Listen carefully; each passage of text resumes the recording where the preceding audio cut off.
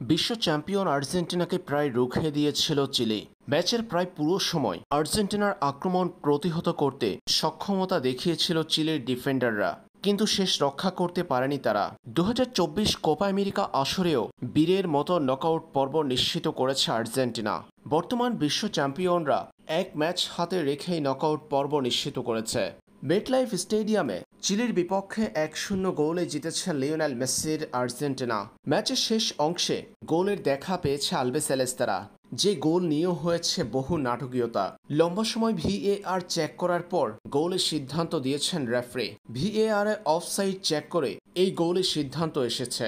Referee VAR check করলেও সিদ্ধান্তটা গিয়েছে আর্জেন্টিনার পক্ষে। এই নিয়ে মাঠে দুই দলের ফুটবলারদের মাঝে চলছিল বেশ খানিকটা সময় দ্বন্দ্ব।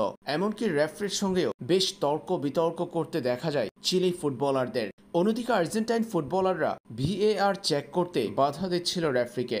তবে শেষ পর্যন্ত সিদ্ধান্ত গিয়েছে আর্জেন্টিনার পক্ষে।